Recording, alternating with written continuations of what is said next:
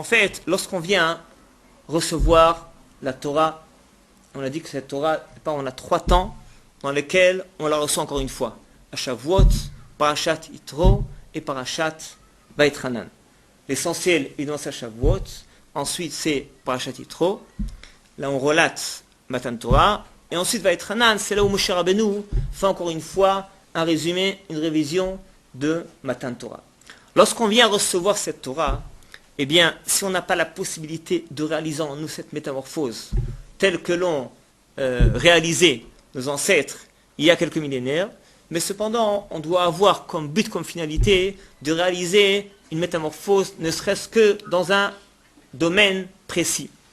Alors, un des domaines essentiels est celui-là. C'est prendre conscience que notre corps est habité par une neshama. Et c'est bien dommage de porter cette neshama de façon vaine. Que la neshama, on ne la porte pas de façon vaine, mais au contraire, qu'on ait l'intelligence, la sagesse de pouvoir l'utiliser et de l'exploiter.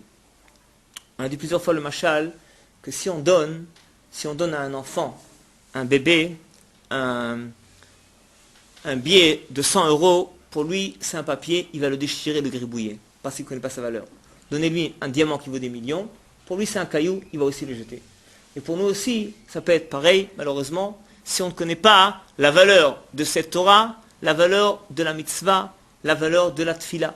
Comme dit la Gemara, Kerum zulut ibn Adam, Dvarim omdim berumo shel olam, ve bnei Adam mezalzenim behem. Ça a été dit sur la tfila surtout, des choses qui sont vraiment grandioses, qui sont les plus élevées au monde entier, et les êtres humains les méprisent. Et ce qu'il y a, c'est que lorsqu'on ne connaît pas la valeur, on méprise, automatiquement on ne peut pas exploiter, on ne peut pas utiliser ces forces et capacités qu'Hachem nous a confiées. Donc en fait, c'est-à-dire que lorsqu'on vient accepter la Torah, mis à part le fait de se préparer pour chaque mitzvah, chaque Torah, c'est pourquoi aussi il y a minhag, qui est très bien, de lire à Shavuot les 113 mitzvot, pour prendre conscience, qu'est-ce que tu acceptes? Tu as une Torah, tu as une lettre d'Hachem, Melech Malach HaMelachim, qu'est-ce que Hachem écrit dans sa lettre? Alors, on n'a pas le temps de lire toute la Torah, on aurait dû, n'est-ce pas, lire à Shavuot toute la Torah, tout le Tanakh entier, tout le Chasse, le Talmud entier, tout de la Torah, mais c'est impossible.